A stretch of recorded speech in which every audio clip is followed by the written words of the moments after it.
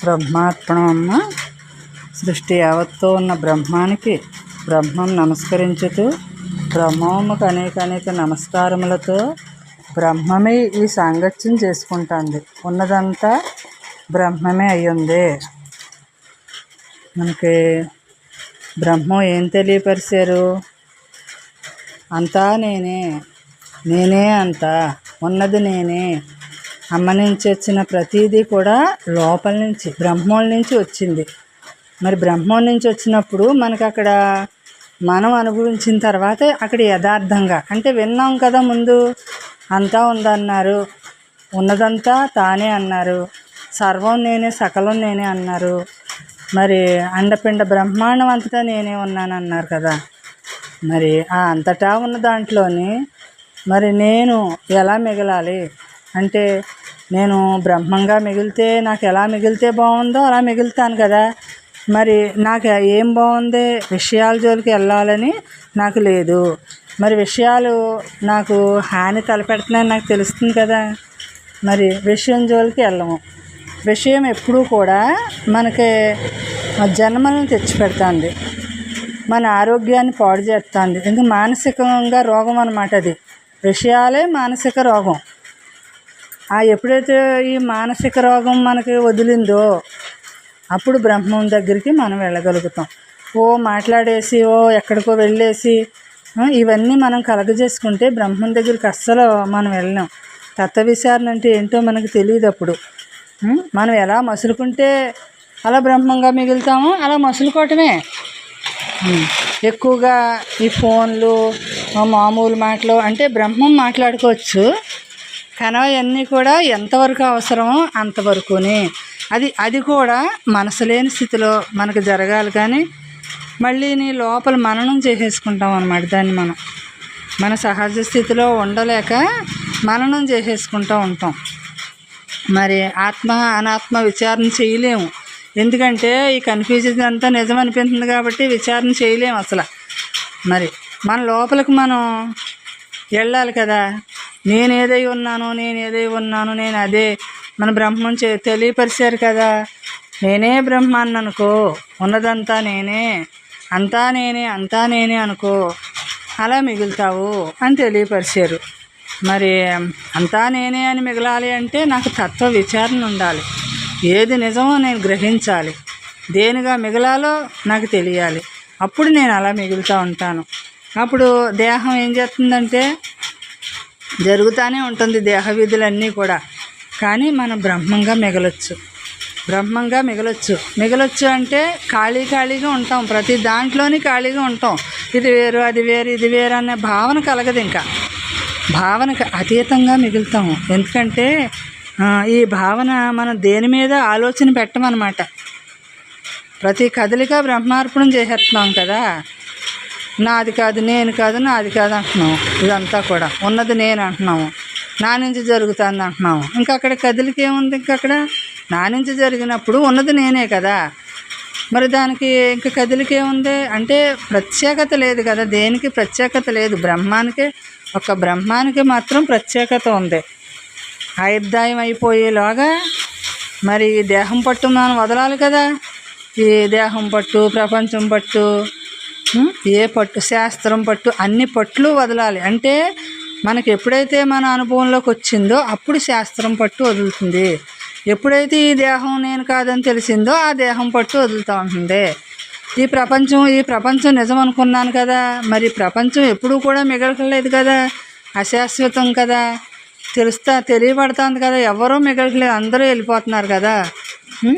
మరి అన్ని దేహాలు కూడా ఎప్పటికైనా సరే సాలించాల్సిందే కదా. మరి ప్రపంచంలో పట్టు నాకెందుకు, ఈ దేహంతో పట్టు నాకెందుకు, ఈ శాస్త్రంతో ఎందుకు? శాస్త్రం కొంతవరకు నువ్వు వినియోగించుకోవాలి, తర్వాత నీలోకి నువ్వు వెళ్ళాలి. అంటే శాస్త్రం ఏం చెప్పింది అది మనం దాన్ని ఆ వాక్యాన్ని పట్టుకొని వెళ్ళాలి కదా. బ్రహ్మం దగ్గరికి వెళ్ళి మరి ఆ వాక్యం అన్నీ కూడా ఆ లోపల నుంచి వచ్చిందంతా కూడా శాస్త్రం అయ్యింది కదా. మరి అంటే లోపల అనుభవమే కదా కరెక్ట్. అక్కడ అనుభవించకపోతే మాటలు వేస్ట్ కదా. ఈ మాటలు కాదు, మనం అనుభవించేది మనకు ఉండాలి ముందు. అనుభవంలోకి వచ్చేయాలి. మాట్లాడేసినంత మాత్రాన్ని వచ్చేసినట్టు కాదు, వినేసినంత మాత్రాన్ని వచ్చేసినట్టు కాదు, దాన్ని చూసేసినంత మాత్రాన్ని వచ్చేసినట్టు కాదు, చెయ్యాలి. దాని విధానం చెయ్యాలి. అప్పుడు మిగులుతుంది బ్రహ్మంగా. మేలెవరికే కీడెవరికే? అసలు మన జీవిత విధానం ఎలా గడపాలో బ్రహ్మంగా గడుపుతూ ఉంటే మన జీవిత విధానం అంతా హాయే కదమ్మా. ఏది హాయి కాదు, ఏది ఇష్టమో ఏది అయిష్టం. మనకే లాభం వచ్చినా ఒకలాగే ఉంటుంది, నష్టం వచ్చినా ఒకలాగే ఉంటుంది, దుఃఖం వచ్చినా ఒకలాగే ఉంటుంది, సుఖం వచ్చినా ఒకలాగే ఉంటుంది. అంటే దుఃఖాన్ని విడిగా చూడట్లేదు, సుఖాన్ని విడిగా చూడట్లేదు, లాభాన్ని విడిగా చూడట్లేదు, నష్టాన్ని విడిగా చూడట్లేదు. మరి అన్నిటినీ కూడా ఒక బ్రహ్మం చేసుకుంటున్నాం మనం. దేహభావంతో మమేకం అవ్వకుండా బ్రహ్మభావంతో మమేకం అవుతున్నాం మనం. అప్పుడు బ్రహ్మంగా మిగులుతున్నాం. మరి ఏది అనుకోవట్లేదు, ఏమీ అనుకోవట్లేదు, ఒక బ్రహ్మం తప్ప ఏమీ అనుకోవట్లేదు. ఎందుకంటే ఏదైనా బ్రహ్మం చూసుకుంటున్నాడు అనే విశ్వాసం, ఆ నమ్మకం బ్రహ్మం మీదే మనం పెట్టుకున్నాం కాబట్టి బ్రహ్మం చూసుకుంటున్నాడు. మరి నేను నా వల్ల అనుకుంటే నేను చూసుకోవాల్సి వస్తుంది. అప్పుడు నేనంటే మనసు, ఈ మనసు పనిచేయాల్సి వస్తుంది. ఈ మనసు పనిచేస్తూ ఉంటే మనకంతా గందరగోళంగా ఉంటుంది. మరి ఈ మనసును దాటి ఉన్నది ఏదైతే అయ్యిందో దాన్ని నేను అనుభవంలోకి తెచ్చుకోవాలి. అనుభవంలోకి తెచ్చుకుంటే మనం అక్కడ మిగులుతాను.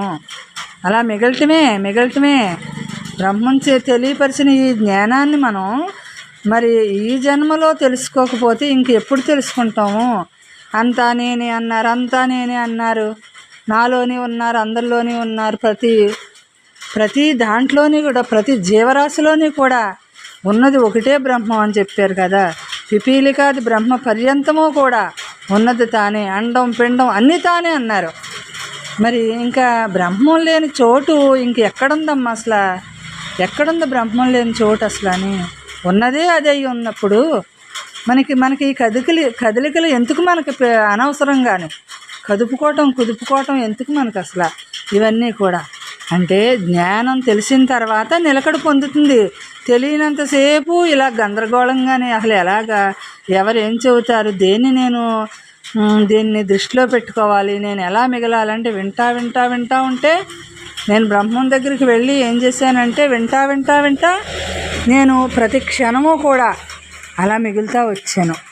అంటే నా ప్రతి క్షణము కూడా నాకు మార్పు తెలుస్తూ ఉంటుందన్న. మరి ఎవరికైనా అంతే, అందరూ అంతేనమ్మా. మనకే మార్పు తెలుస్తూ ఉంటుంది, మనకే మిగులుతూ ఉంటాము. అలా అప్పుడు అందరూ మనం ఏ దృష్టితో చూస్తున్నామో ఆ దృష్టితోటి ఎలా కనిపిస్తారో వాళ్ళు ఆ దృష్టితోటి మనకు బ్రహ్మంగా చూసినప్పుడు మనం కూడా బ్రహ్మంగా కనిపిస్తాం. అంతే. అంటే ఆ దృష్టి లోపం అన్నమాట. సృష్టిలో ఏ లోపం లేదు, నా దృష్టే లోపం అంటారు కదా, మనం చూసే దృష్టి లోపం అంటారు కదా. అలాగే ఎక్కడ ఏ తప్పు జరగట్లేదు అసలు, నువ్వు చూసే దృష్టే అక్కడ లోపం అన్నమాట.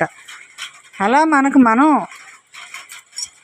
మనం ఉద్ధరించుకోవాలి, మన ఆత్మను మనం ఉద్ధరించుకోవాలంటే తెలియాలంటే సద్గురువు దగ్గర సహవాసం చెయ్యాలి, సాంగత్యం చెయ్యాలి.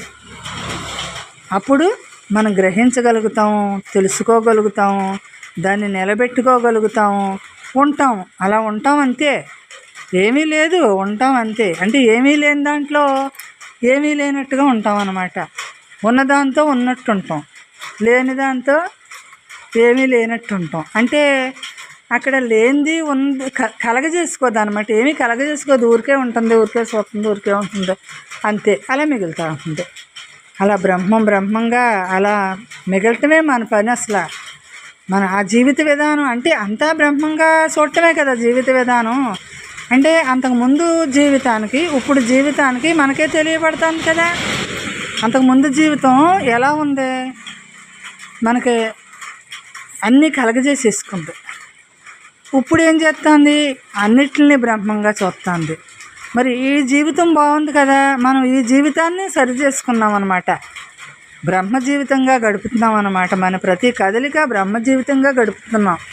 అప్పుడు ఎంత హాయిగా ఉంటుంది. జన్మలు ఎలా తగ్గించుకుంటున్నాం మనం, కొత్తగా ఏది పోగొట్టుకోవట్లేదు, మనం కర్మ పోగు చేసుకోవట్లేదు. అంటే కర్మ నేను చేస్తున్నాను అంటలేదు, అక్కడ బ్రహ్మే చేస్తున్నాడు, బ్రహ్మే చేస్తున్నాడు అంటున్నాం. అప్పుడు మనకు అసలు కదలికలు లేవు. బ్రహ్మమే చేసినప్పుడు మనమెవరు ఇక్కడ కదుపుకోవటానికి? చేసేది చేయించేది దాని ఫలితం అన్నీ తానే అయ్యి ఉన్నాడు కదా, విడిగా లేడు కదా. అంటే మనం ఏమీ చేయలేదు కదా, ఒక్క దేహభావన వదిలిపెట్టామంతే. ఉన్నదంతా అక్కడ అదే మిగిలి ఉంది. మనకి ఉపమానాలు తెలియట్లేదమ్మా. ఏమీ బుర్రక ఏమీ తట్టట్లేదమ్మా. ఎందుకంటే అలా ఖాళీగా మిగులుతున్నాం కదా. అంటే మన ఆలోచన అంతా ఎలా ఉంది, అసలు బ్రహ్మార్పణం అయిపోయింది. ప్రతి కదలిక బ్రహ్మార్పణం అయిపోయింది. అందుకే ఏ ఆలోచన బుద్ధి పుట్టదో అంటే తెచ్చుకోవాలన్నమాట. మనం కావాలని తెచ్చుకోవాలి. ఎందుకంటే బ్రహ్మంగా మిగలటం కోసం మనం తెచ్చుకుని అది దాన్ని అలా చెప్పుకో. అంటే మన మీద ఏదైతే ఇది జరగాల్సింది ఉందో అది జరుగుతుందమ్మా, అంతే.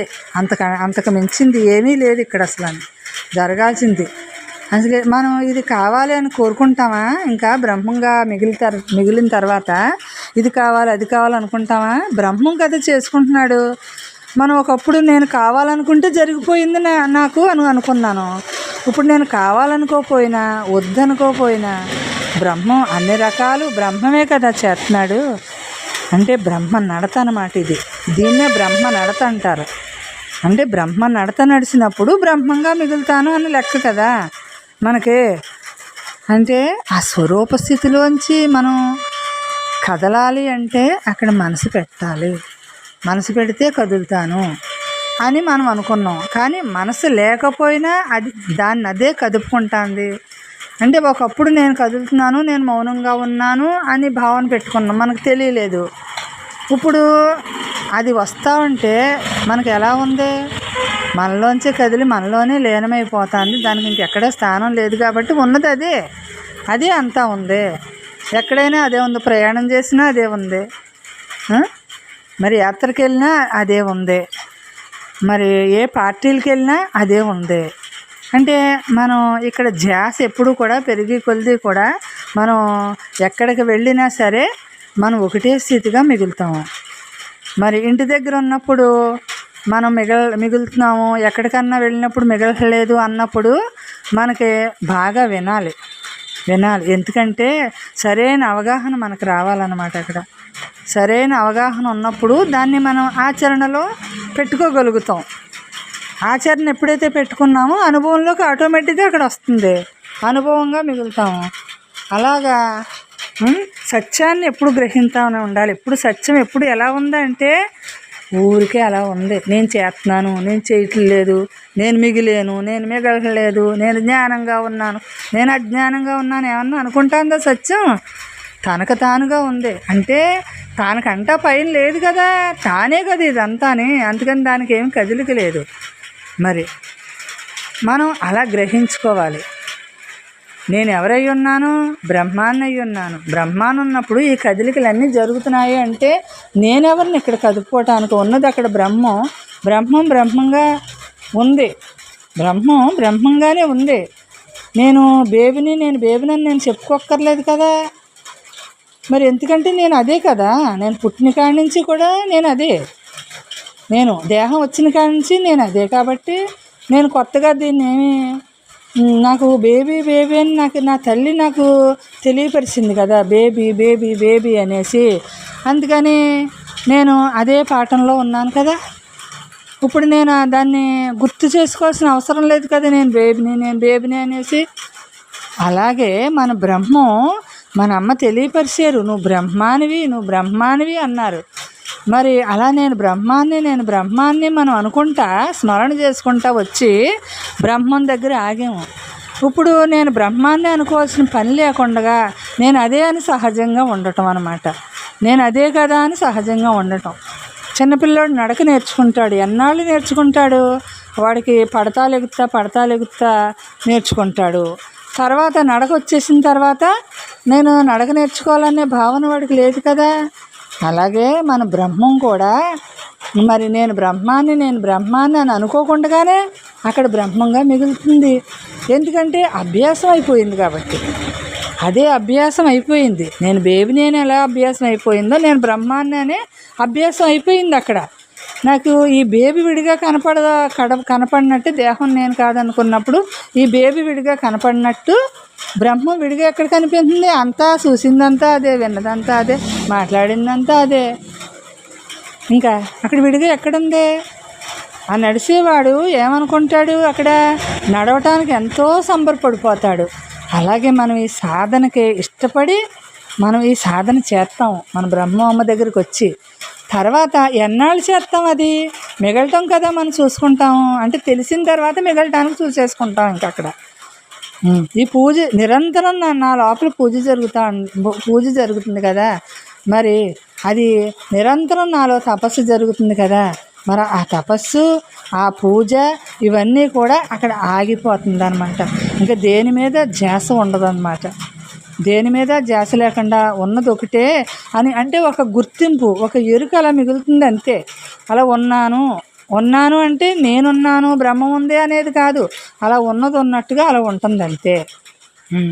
మనం ప్రతి క్షణము కూడా అలా మిగలమని మన బ్రహ్మమ్మ మనకు తెలియపరిచిన ఈ జ్ఞానాన్ని మనం పట్టుకున్నాం కాబట్టి, ఈ జ్ఞానాన్ని అభివృద్ధి చేసుకుంటున్నాం కాబట్టి మనం ఆఖరి శ్వాస జ్ఞానంగా బ్రహ్మంగా అలా మిగలటానికి అవకాశం ఉంటుంది. అప్పుడు అంటే ఎందులో లయం అవ్వాలి? మన నిద్రలోని. మన దృష్టి ఎక్కడ లయం అయ్యింది? నిద్రలో లయం అయిపోయింది కదా. గాఢ నిద్రలో లయం అయ్యింది, స్వప్నంలో లయం అవ్వట్లేదు, గాఢ నిద్రలో లయం అయ్యింది. మరి అప్పుడు బ్రహ్మంగానే ఉంది కదా. అక్కడ చూడబడేది ఏమన్నా ఉందా? చూసేది ఏమన్నా ఉందా? మోక్షం కావాలని ఉందా? ఈ బంధంలో ఉన్నానని ఉందా? అక్కడ ఏముంది? అందుకని మనం అజ్ఞానము లేదు, జ్ఞానము లేదు, ఉన్నది అక్కడ బ్రహ్మమే ఉంది. అంటే మన దృష్టి అలా మిగిలిపోవాలన్నమాట. అంటే అలవాటు అయిపోయిన తర్వాత ఏదైనా ఈజీ ఎలా అయిపోతుంది. మనం ఏ పదార్థం చేయాలన్నా దాని విషయం తెలవాలి, దాన్ని మనం చెయ్యాలి. విషయం తెలిసిన తర్వాతే కదా చేస్తాము. అలాగే బ్రహ్మ విషయం తెలిసిన తర్వాతే కదా మనం చేసాము. చేసిన తర్వాత ఇంకా అది ఈజీ అయిపోవట్లేదా?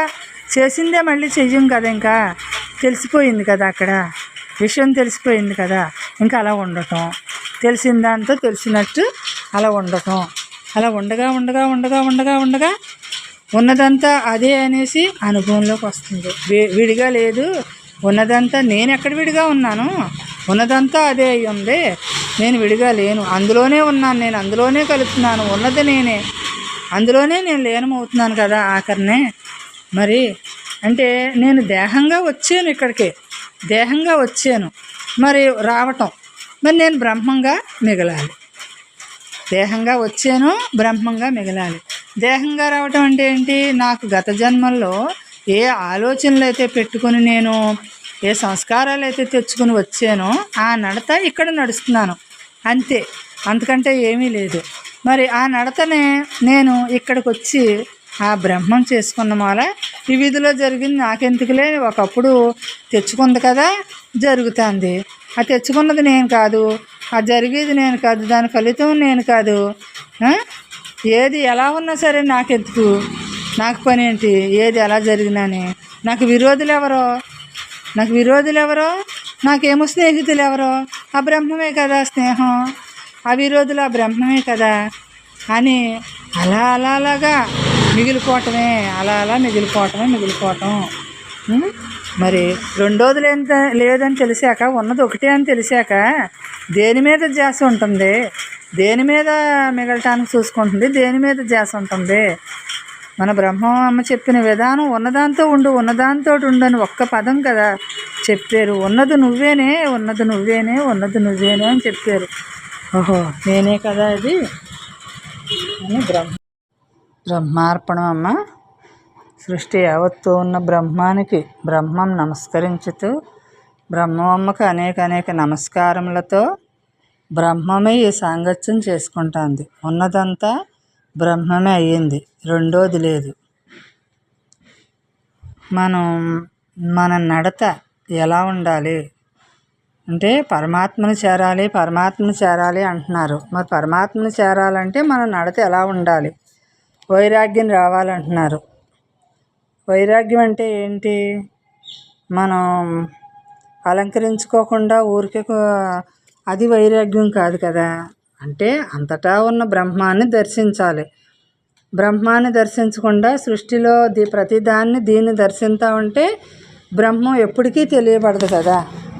మరి అంటే ఏది శాశ్వతం కాదు కదా. శాశ్వతం లేని దాని మీద నాకు ఎలా ఉండాలి? కోరిక నశించాలి. అప్పుడే వైరాగ్యం కలుగుతుంది. మరి నా మనసు నా బుద్ధులు మరి ఎలాగా నేను సవరించుకోవాలి? నా మనస్సుని నా బుద్ధిని అలజడి లేకుండా నేను ఎలా చేసుకోవాలి? మౌనంగా నేను ఎలా మిగలాలి? అంటే ప్రతి నామం వెనుక అంతర్లీనంగా ఉందే, ప్రతి రూపం వెనుక అంతర్లీనంగా ఉందే, అది కదా బ్రహ్మం అంటేనే. ప్రతీది కూడా ఉన్నదదే కదా. మన అంతరంగంలో దేన్ని విభజించుకోవాలంటే నశించిపోయేదాన్ని నశించిపోయేది ఉన్నది అక్కడ ఉందే. మరి నశించిపోయేదాన్ని విడదీసేద్దామంటే మనకు సాధ్యం అవ్వదు. ఉన్నదాన్ని గుర్తింతామంటే ఈ వదిలేదంతా వదలబడిపోతూ ఉంటుంది. అంటే కారణదేహం దగ్ధం అవ్వాలంటారు. మరి కారణదేహం మరి గత జన్మ సంస్కారాలన్నీ వాసనలన్నీ కూడా విడుదల అవుతేనే కదా కారణదేహం దగ్ధమవుతుంది.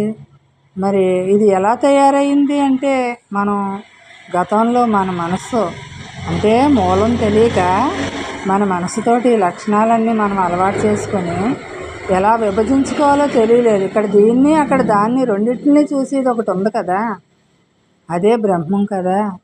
మరి ఇక్కడ అంతరంగంలో నిన్ను నువ్వు చూసుకో. మరి ఇక్కడ నువ్వు కానిదాన్ని నువ్వు కానట్టు చూడు, నువ్వు అయ్యున్నదాన్ని అయ్యున్నట్టుగా చూడు. మనకు బ్రహ్మమ్మ తెలియపరిచారు కదా, ఇలా విభజించుకో. నిన్ను నువ్వు తెలుసుకోవాలంటే దేనికి విభజించుకో. అప్పుడు నీ ఆలోచన నువ్వు కాదని తెలుస్తుంది. లోపల నీ కారణదేహం దగ్ధం అవుతుంది. మరి ఇది దేహం ఈ ప్రకృతితో తయారైంది కదా, ప్రకృతితో తయారైంది నువ్వెలాగయ్యావు అని నీకు జ్ఞానోదయం అవుతుంది. అప్పుడు శాశ్వతమైన మూల వస్తువు ఏదై ఉందో అదే నేను అని అక్కడ గ్రహింపు కలుగుతుంది. అప్పుడు ఈ లక్షణాలన్నీ ఆటోమేటిక్గా వదులుతూ ఉంటాయి. మన కర్తవ్యం ఏంటో తెలిసింది కదా. మన కర్తవ్యం ఏంటి? ఆత్మగా మిగలటం మన కర్తవ్యం, మనం వచ్చిన పని. అంటే కర్త మనం ఏదేసుకోకుండా ఉండాలి. కర్త అంటే నేను అనే భావన వదిలిపెట్టాలంతే మనం. అదే విభజించుకోవటం అంటే. నేను అనే భావన వదిలిపెట్టడమే విభజించుకోవటం. మరి ఆత్మ అనుభూతి కలగాలి, నాకు ఆత్మ అనుభూతి కలగాలి అంటున్నారు. ఎలా గుర్తింతే ఆత్మానుభూతి? గుర్తించే స్థితి ఏంటి అసలు? ఇది సులభంగానే జరుగుతుంది కానీ మన గ్రహింపు ఎలా గ్రహించాలి దీన్ని? నా ఆలోచనకు నేను లొంగిపోతున్నానే, నాకు సూక్ష్మ బుద్ధి కలగాలి. మరి నా ఆలోచనతో నేను వెళ్తున్నాను కదా, నేను టచ్ అవుతున్నాను కదా, మరి ఇంకా ఆత్మతోటి నేను ఎప్పుడూ ఉండగలుగుతాను అంటే ఈ ఆలోచన నేను కాదని తెలిస్తే కదా ఈ ఆత్మతో టచ్ అవ్వగలుగుతాను నేను. ఈ అనంతతత్వం ఉన్నదే అనేసి ఆ బుద్ధిని ఆత్మవైపుకి తిప్పుకొని గుర్తించేదాన్ని గుర్తింతాను, వదలాల్సిన దాన్ని వదులుతాను. అప్పుడు వదలాల్సింది అదే వదిలిపోతుంది, గుర్తించాల్సింది గుర్తింతాను. ఇలా మనం నిగ్రహంగా ఒక బొమ్మలాగా తయారమ్మంటున్నారు కదా మన బ్రహ్మం అమ్మ. ఒక బొమ్మ ఏ విధంగా అయితే కదలిక లేదో అలా నిలబడిపోవాలి అంటున్నారు కదా. మరి తత్వాన్ని మనం వదలకూడదు. మన శక్తి మనం వినియోగించుకోవాలి. మన లోపల అనంతమైన శక్తి ఉంది, దాన్ని మనం వినియోగించుకోవాలి. మరి దాన్ని వినియోగించుకుంటే కర్త పరమాత్మే అవుతాడు. లేదు అంటే నువ్వు కర్త అవుతావు కాబట్టి నువ్వు అనుభవించాల్సిందంతా ఉంటుంది ఇక్కడ. అదే నేను అనే భావన వదిలిపెట్టడం, బ్రహ్మంగా స్థిరపడతాం. ఈ నేను లేదు అసలు అని, ఉన్నది నేనే, ఈ నేను లేదు అసలు, ఉన్నదానిగా కనిపిస్తుంది అంతే. నాకు లేనిది ఉన్నదానిగా కనిపిస్తుంది. నా మార్గం నా మూలం, నా గమ్యం నా మూలం బ్రహ్మం. మరి నేను దాన్నే, ఆ సత్యాన్ని నేను గుర్తించాలి. నేను అద్వైతంగా నేను మిగలాలి. ఆ శక్తిని నేను పెంచుకోవాలి. ఆ శక్తే ఉన్నదే, దాన్ని నేను కొంచెం దాని వైపుకి తిరిగినప్పుడే ఇక్కడ ద్వైతం స్థితి, అద్వైత స్థితి, నామరూపాలు ఏమీ ఇంకా ఏమీ చేయటానికి ఏముంది అక్కడ. ఈ ద్వైతం కూడా అద్వైతం ద్వైతం ఒకటైపోయాక ఇంకా అంటే ఈ స్థితిని తెలుసుకున్నాక అద్వైతం అంటే ఏంటి, ద్వైతం అంటే ఏంటి అంటే నామరూపాలతో చూస్తున్నాను ద్వైతంగానే, అద్వైతంగా అంటే నిరాకారంగానే. అప్పుడు ఇంక రెండూ లేదు. రెండూ లేనిది ఎవరో ఇక్కడ నామరూపాలు లేవు, ఇక్కడ అద్వైతం అని లేదు, ఇక్కడ ద్వైతం అని లేదు. బ్రహ్మం బ్రహ్మంగానే ఉంది. అది ఏ యుగమైనా అది ఏకరీతిగానే ఉంది, ఏ కాలమైనా ఏకరీతిగానే ఉంది, ఏ అవస్థ అయినా ఏకరీతిగానే ఉంది.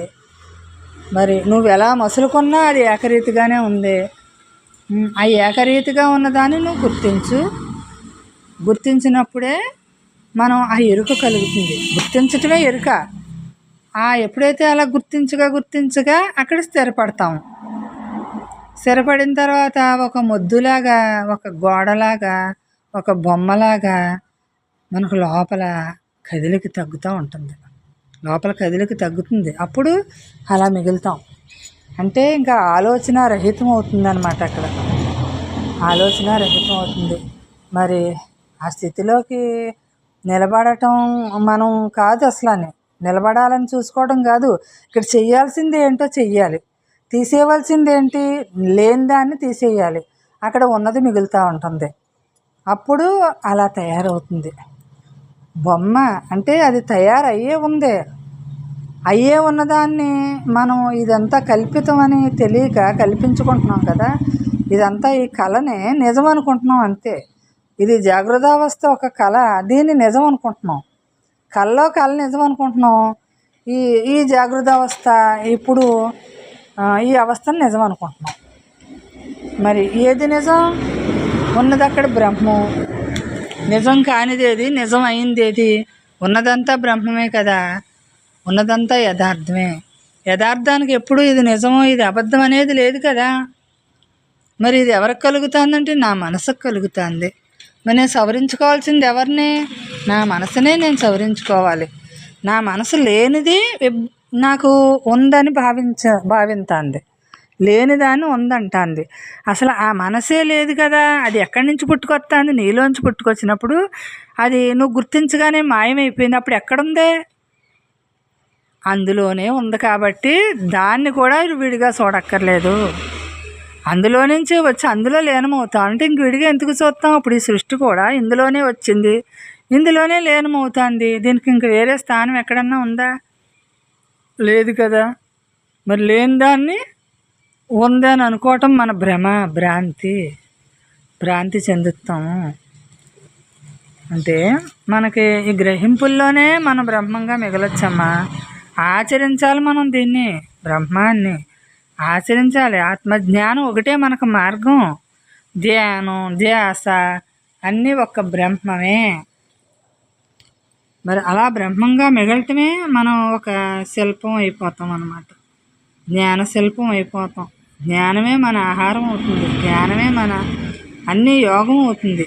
జ్ఞానయోగి, భక్తి యోగి, కర్మయోగి అన్నీ మనమే, విడిగా ఏమీ లేదు అసలు అని.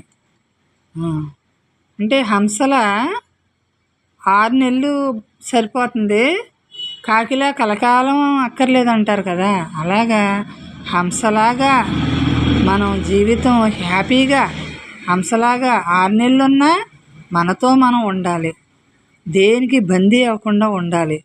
అప్పుడే ఈ జీవితం మీద ఆశ ఉండదు. బ్రహ్మంగా నిలబడినప్పుడు ఈ జీవితం మీద ఆశ ఉండదు. ఎప్పుడు ఏ క్షణం వెళ్ళిపోయినా ప్రతి క్షణం నేను ఆనందంగా ఉంటాను. అశాశ్వతమైన దాన్ని నేను కోరుకోను కదా, కోరుకోవాల్సిన పని నాకు లేదు కదా. ఆత్మస్థితి నేను వృధా చేసుకోను, నేను అలా మిగలటం కోసం నేను వృధా చేసుకోను అని, నా కోసం నేను కృషి చేయాలి, నా స్వరూపంగా నేను మిగలాలి అని. మనం సత్సంగానికి వెళ్తున్నాం కదమ్మా. అంటే సత్సంగానికి వెళ్ళి మనం అక్కడ ఏమి నేర్చుకుంటున్నాం? మన ఉద్దేశం ఏంటి అసలు? ఆత్మజ్ఞానాన్ని తెలుసుకోవటం, దాన్ని ఆచరించటం కదా మనం వెళ్తున్నాము బ్రహ్మమ్మ దగ్గరికి, సత్సంగానికి. మరి ఎందుకంటే ఈ జన్మలోనే జీవన్ముక్తి సంపాదించుకోవటానికి వెళ్తున్నాం మనం. ఎక్కడో సభలోకి వెళ్ళి వినేసేసి మళ్ళీ దాన్ని అక్కడే వదిలేసి వచ్చేయటం కాదు. ఇది ఆచరణలో పెట్టుకుంటున్నాం మనం. సత్తువుతో సంఘం ఏర్పరచుకుంటున్నాం. మనకి ఏం చెప్పారు? బ్రహ్మ భావన జ్ఞాన సాధన అని చెప్పారు. ఇది మీరు బ్రహ్మ భావన పెట్టుకుంటారా, అదే జ్ఞాన సాధన. జ్ఞానం అంటే ఏంటి? బ్రహ్మం అంటే ఏంటి? సత్సంగం అంటే ఏంటి? మరి ఈ సత్సంగానికి ముఖ్య ఉద్దేశం ఏంటంటే జీవన్ముక్త స్థితి కోసం కదా మనం వెళ్తున్నాము. మరి జ్ఞాన సాధన చెయ్యాలి కదా. జ్ఞాన సాధన అంటే ఏంటి? బ్రహ్మం ముందు భావన పెట్టుకోమన్నారు. భావన అంటే ఏంటి? ఈ దేహం నేను కాదు, నేను పరమాత్మననే భావన పెట్టుకోమన్నారు. తర్వాత జ్ఞానం అంటే ఏంటి? బ్రహ్మం నువ్వే అయి ఉన్నావు, నువ్వే అదై ఉన్నావు. మరి నీ లోపలదంతా కూడా లేనిదంతా కూడా నువ్వు గుర్తించటం, ఉన్నదాన్ని ఉన్నట్టుగా ఉండటం, లేనిదాన్ని లేనట్టుగా ఉండటం. ఆ జ్ఞాన సాధన చెయ్యి. అంటే సత్తువుతో సంఘం ఏర్పరచుకో. నువ్వు పరమాత్మతో సంఘం ఏర్పరచుకో. మరి అప్పుడే నీకు దీనికి వ్యత్యాసం తెలుస్తుంది. నేనంటే ఏంటి తెలుస్తుంది. ఆత్మజ్ఞానం అంటే ఏంటి తెలుస్తుంది. అంటే భక్తి ఏం చేసావు? శరణాగతి ఎలా పెట్టుకున్నా? భక్తి అంటే ఏంటి? శరణాగతే కదా. నువ్వే ఉన్నావు, నువ్వు తప్ప ఇతరం లేదంటమే కదా భక్తి అంటేని, ఆ శరణాగతి అంటేని. మరి ఉపవాసం చేస్తున్నాము మనం అంటే తొలి ఏకాదశనో ఏదో ఏకాశనో ఏదో ఉపవాసం చేస్తున్నాము. మరి ఆ ఉపవాసం చేయటం అంటే ఏంటి అసలు అని? మనం అసలు స్వార్థాన్ని త్యజించటమే ఉపవాసం అమ్మ. అంటే నేను అనే స్వార్థం ఉందే, నేనే బాగోవాలి, నాకే కావాలి, అంతా నా వల్ల అంటున్నానే, అదే స్వార్థం అమ్మ. దాన్ని ఎప్పుడైతే వదిలేసామో అది ఉపవాసం అమ్మ. దాన్ని ఎప్పుడూ కూడా మన లోపలికి చొరబడకుండా ఉండటమే ఉపవాసం. మరి అంటే మనం ఇటు సాకారంగానే ఇటు నిరాకారంగానే కూడా మనం బ్రహ్మంగా ఉంటున్నాం. ఇటు సాకారంగా కొలుసుకుంటున్నాం. ఎలాగా? అక్కడ రూపాన్ని చూస్తున్నాం. మన అమ్మ రూపాన్ని చూస్తున్నాం. అమ్మ నుంచి మనం ఏం పొందుతున్నాము అంటే మౌనాన్ని పొందుతున్నాం. జ్ఞానాన్ని తెలుసుకున్నాం కాబట్టి అమ్మ దగ్గర మౌనం పొందుతున్నాం అక్కడ మనం. మరి ఇక్కడ సాకారంగానే వదలలేదు, అక్కడ నిరాకారంగా మన లోపల ఎప్పుడు కూడా నిరాకారంగా అక్కడ కనిపిస్తుంది. అంటే సాకారంగా అన్నీ చేస్తున్నాము, అదే నిరాకారం కూడా తానే విడిగా లేదనమాట. ఇది మరి మీరు ఇవన్నీ చేస్తున్నారు కదా, ఇవన్నీ అవసరమా ఇవన్నీ పూజలు అని అనిపించవచ్చు. కానీ ఆ పూజ ఎలా చేస్తున్నామంటే నిరాకారంగానే.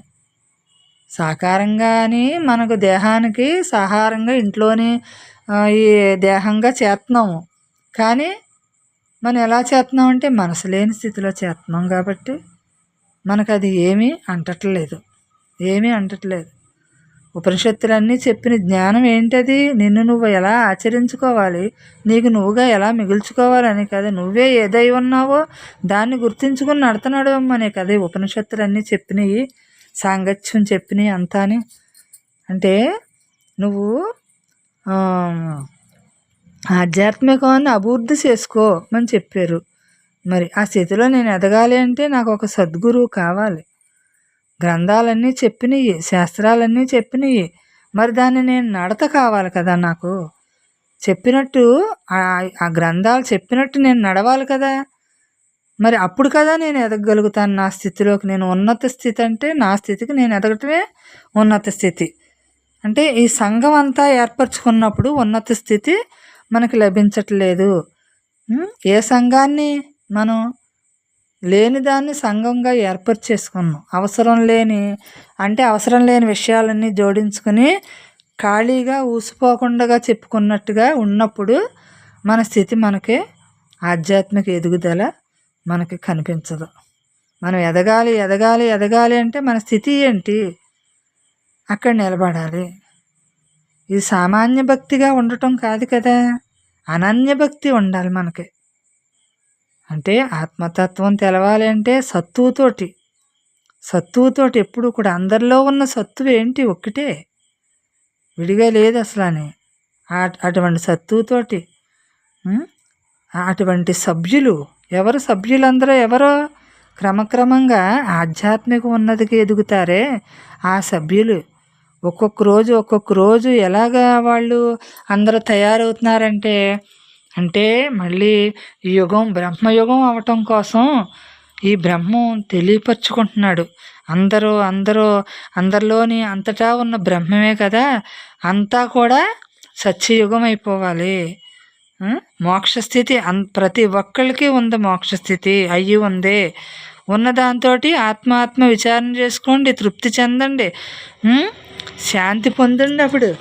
అప్పుడు సుఖం మీకు లభిస్తుంది. కాబట్టి అప్పుడు ఈ గృహం ఏంటి, ఈ సంసారం ఏంటి, పుట్టడం చావటం అనే ఈ సంసారాన్ని నుంచి మీరు గట్టెక్కుతారు. పుట్టడం చావటం అనే సంసారం అన్ని కదా, మరి ఈ సంసారాన్ని ఎదలేకపోతే ఆ సంసారాన్ని ఇంకెలా ఎదగలుగుతాం మనం? మోక్షానికి మార్గం తెలుస్తుంది, మరి ఆ మార్గం మనం నడవాలి.